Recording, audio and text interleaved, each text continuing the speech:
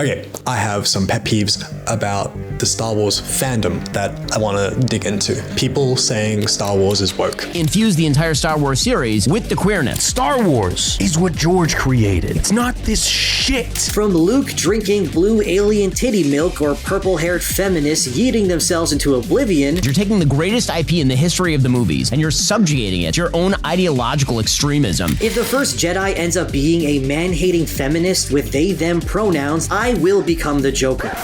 It's not even like it's just a bad take. It's factually wrong. Let's tear that apart. First part of that, using the term woke has lost all meaning. These days, it is used by mostly right-wingers, some centrists as well, to just slap on anything that they don't like. In the case of Star Wars, when they say that Star Wars has gone woke, it's literally just because they have seen a woman on screen, a person of color on screen, a non-binary person on screen. Like, it's literally just, oh, this person isn't my hetero lead that I'm used to.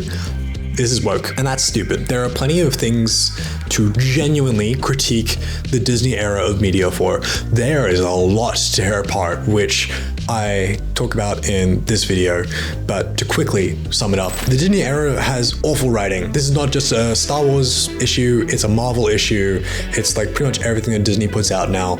Everything's a fucking first draft and then goes into production. It sucks. Sorry to the writers that work on those projects. I don't think it's your fault. I think it's more a case of media being made by a big board of executives rather than a bunch of creatives. Like I said, talked about it in this video. Go watch that one if you want details on that. Alright, but back to Star Wars being woke. Woke just kind of doesn't fucking mean anything anymore, and even if it did, it's a rather meaningless thing when there are other genuine criticisms you could be giving it on logic and facts, much more intellectual bases than there's a minority group on screen and I don't like it. But speaking of minorities, Star Wars isn't woke. I wish it was. I wish there was a better range of people telling stories from perspectives that aren't the traditional perspectives that we see. Star Wars is still very much that. I think a great way to show exactly why Star Wars isn't woke. A couple of examples from The Rise of Skywalker and just Star Wars marketing as a whole the last few years. In The Rise of Skywalker, there is a very brief lesbian kiss right at the end of the movie when all the celebrations going on. In the Western releases of this media, in countries where being queer is not illegal, even in those releases where it is a second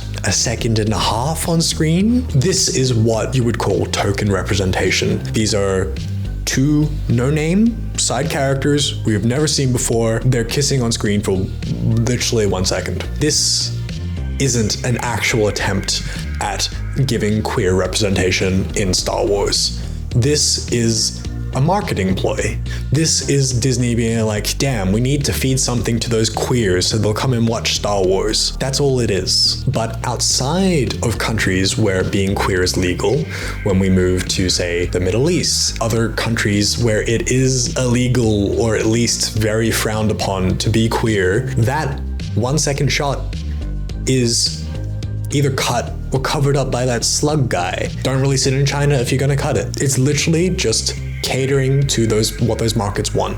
And that ties in really well to the next example, which is a lot of the Star Wars marketing has kind of moved Finn right to the back of the poster. There's a couple of posters with Finn entirely removed. I don't know about trailers, but I wouldn't be surprised if they were edited differently for the Chinese market, because from Disney's market research, Chinese audiences just don't resonate with black characters that much. So to make sure that they maximize their sales in China, Disney's like, hey, look, can we just like put Finn right in the back? It's icky and it's corporate and it's not representation. So the next time that someone says Disney has made Star Wars work, or they've made Marvel woke, or whatever fucking IP that Disney has picked up next and turned woke, no, they fucking haven't.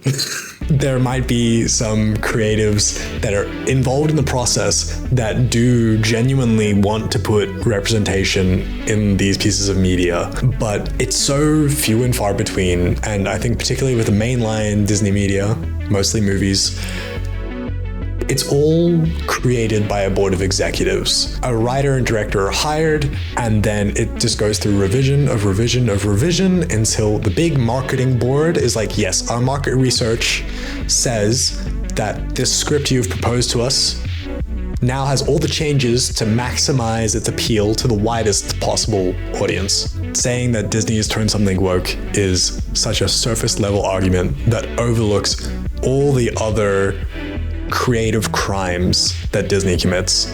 So the next time you think about saying Disney has turned something woke, actually turn on your brain and think a little bit harder and give an actual criticism instead.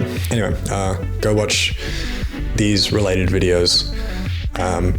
This top one you'll probably like as actual critique of Star Wars, and then this bottom one's a little more fun.